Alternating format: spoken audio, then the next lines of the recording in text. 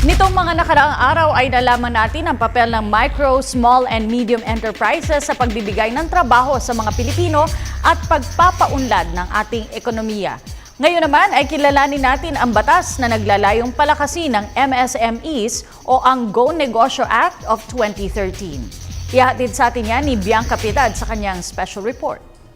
Kinikilala ng gobyerno ang mahalagang kontribusyon ng micro, small and medium enterprises o MSME sa ekonomiya ng bansa na lalo pang palalakasin ng Go Negosyo Act of 2013 ni Senador Bam Aquino.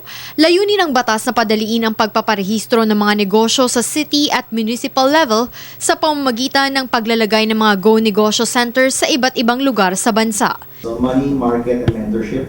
If government can support access to financing, Norian said, create markets for our micro and small entrepreneurs and inclusive supply chains. Ang mga Go Negosyo Centers na ito ay may direktang access sa Philippine Business Registration System kung saan maaari nang maiayos ng mga nais magnegosyo ang kanilang mga transaksyon sa iba't ibang ahensya ng gobyerno, gaya ng Department of Trade and Industry, Securities and Exchange Commission, Bureau of Internal Revenue, SSS, Pag-ibig at PhilHealth. Ayon sa senador, kung mahihikayat ang mga Pilipino na magnegosyo at magtulungan itong lumago, mas marami ang mabibigyan ng kabuhayan at trabaho sa kani-kanilang komunidad. Support programs which will help our entrepreneurs go from micro to small, small to medium, medium to large. And really look at things from a pipeline point of view rather than as silos. I think that will really make a big push for entrepreneurship in the Philippines.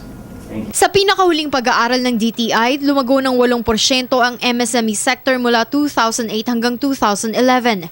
Katumbas ito ng halos 100,000 bagong negosyo na nakalikha ng may 500,000 trabaho. Ang MSME sector ay siyang may hawak ng halos 70% ng labor force ng bansa at nakakapagtala ng 32% kontribusyon sa Gross Domestic Product o GDP taon-taon. Bukod sa pagpapadali ng registration, tungkulin din ng Go Negosyo Centers na magbigay ng iba pang support services sa mga negosyante, gaya ng courses and development programs, training, business conceptualization and feasibility, financing, management, capability building, human resources at marketing.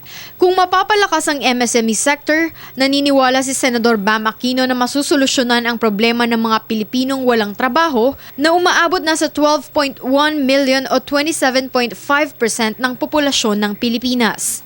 At dahil sa lawak ng kontribusyon ng MSMEs, abangan naman bukas ang magiging papel nito sa nakatakdang integrasyon ng mga bansa sa Timog Silangang Asya.